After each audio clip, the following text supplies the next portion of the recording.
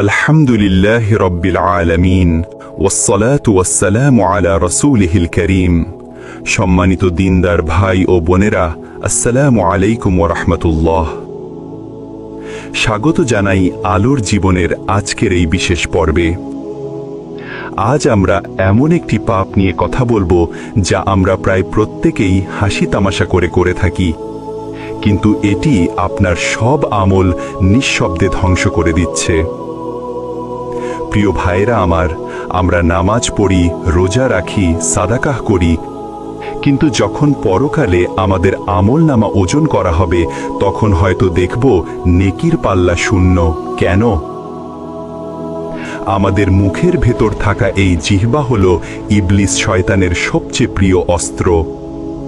এই জিহ্বা দিয়েই আমরা এমন একটি পাপ করি যা আল্লাহ রব্বুল আলামিন চরম ঘৃণা করেন, আর সেই পাপটি হলো গীবত, পরনিন্দা।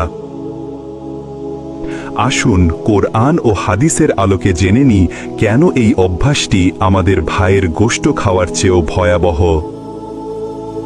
গীবতের ভয়াবহতা বোঝাতে আল্লাহ তাআলা পবিত্র কোরআনের সূরা আল হুজুরাতে এমন একটি তুলনা করেছেন যা আমাদের মনকে কেঁপে উঠতে বাধ্য করে। আল্লাহ তাআলা বলছেন, তোমাদের কেউ যেন কারো গীবত না করে। তোমাদের কেউ কি তার মৃত ভাইয়ের গোশত খাওয়া পছন্দ করবে? নিশ্চয়ই তোমরা তা ঘৃণা করবে। সূরা আল হুজুরাত 49:12।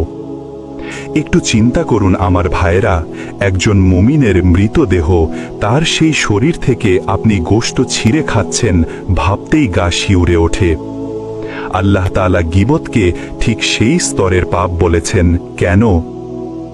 কারণ আপনি তার অনুপস্থিতিতে এমন কথা বলছেন যা শুনলে সে কষ্ট পাবে। আপনি তার সম্মান নষ্ট করছেন যা তার রক্ত ও সম্পদের মতোই পবিত্র। যখনই গীবত করার ইচ্ছা হবে, জিহ্বা কামড়ে ধরে নিজেকে জিজ্ঞেস করুন, আমি কি আমার মৃত ভাইয়ের গোশত খেতে প্রস্তুত? গীবত ছাড়াও আরেকটি মারাত্মক পাপ আছে, যা হলো অপবাদ বা বুহতান। রাসূলুল্লাহ সাল্লাল্লাহু আলাইহি ওয়াসাল্লাম নিজেই এ দুটোর মধ্যে পার্থক্য বলে গেছেন। সাহাবায়ে কেরাম যখন রাসূলুল্লাহ সাল্লাল্লাহু আলাইহি ওয়াসাল্লামকে গীবত সম্পর্কে জিজ্ঞাসা করেছিলেন, তখন তিনি বলেছিলেন, গীবত হলো তোমার ভাইয়ের এমন কিছু উল্লেখ করা যা সে অপছন্দ করে। সাহাবীরা জিজ্ঞাসা করলেন, যদি সেই দোষ তার মধ্যে সত্যিই থাকে? রাসূল সাল্লাল্লাহু আলাইহি ওয়াসাল্লাম বললেন, যদি সেই দোষ তার মধ্যে থাকে তবে তুমি গীবত করলে, আর যদি সেই দোষ তার মধ্যে না থাকে তবে তুমি বুহতান, অপবাদ দিলে। প্রিয় ভাইরা, অপবাদ বা বুহতান গীবতের চেয়েও মারাত্মক, কারণ গীবতে সত্য বলা হয়, কিন্তু বুহতানে মিথ্যা বলে আপনি একজন নিরপরাধ মানুষের জীবন ধ্বংস করে দেন। এটি একটি মিথ্যা অভিযোগ যা আকাশকেও কাঁপিয়ে দেয়। আজ থেকেই আমাদের প্রতিজ্ঞা হোক, আমরা জিহ্বাকে শুধুমাত্র ভালো কথা বা নীরবতার জন্য ব্যবহার করব। গীবতের সবচেয়ে ভয়াবহ পরিণতি হল আপনার নেক আমল ধ্বংস হয়ে যাওয়া। কিয়ামতের দিন একজন ব্যক্তি প্রচুর নামাজ, রোজা, সাদাকাহ নিয়ে আল্লাহর দরবারে হাজির হবে, কিন্তু সে হবে দেউলিয়া, ব্যাংকরাপ্ট। রাসূল সাল্লাল্লাহু আলাইহি ওয়াসাল্লাম সাহাবীদের জিজ্ঞাসা করলেন, তোমরা কি জানো দেউলিয়া কে? সাহাবীরা দুনিয়ার দেউলিয়ার কথা বললেন।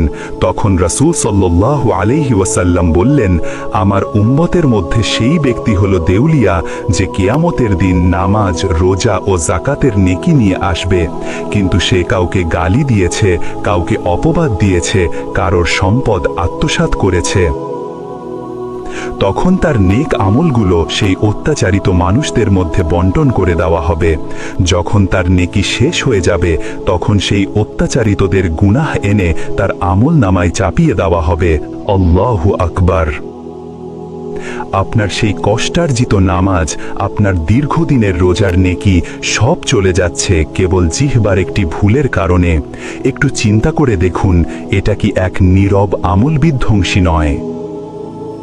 প্রিয় ভাইরা, গীবত ও বুহতান থেকে বাঁচার একমাত্র উপায় হলো তওবা। তবে গীবতের তওবা একটু কঠিন। যদি আপনার গীবত করা কথাটি সেই ব্যক্তির কাছে পৌঁছায়নি, তাহলে শুধু আল্লাহর কাছে তাওবা ও ইস্তেগফার করাই যথেষ্ট। কিন্তু যদি তার কাছে আপনার খারাপ কথাটি পৌঁছে যায়, তবে সরাসরি তার কাছে গিয়ে ক্ষমা চেয়ে নিতে হবে। চলুন আমরা আজ থেকে আমাদের জিহ্বাকে নিয়ন্ত্রণ করি, বেশি করে সুবহানাল্লাহি ওয়া বিহামদিহি সুবহানাল্লাহিল আযীম পড়ি। আল্লাহ যেন আমাদের জিহ্বার ফিতনা থেকে রক্ষা করেন, আমিন। এই গুরুত্বপূর্ণ সতর্কতাটি আপনার বন্ধু ও পরিবারের কাছে শেয়ার করুন। আলোর জীবন চ্যানেলটি সাবস্ক্রাইব করুন। আসসালামু আলাইকুম ওয়া রাহমাতুল্লাহ।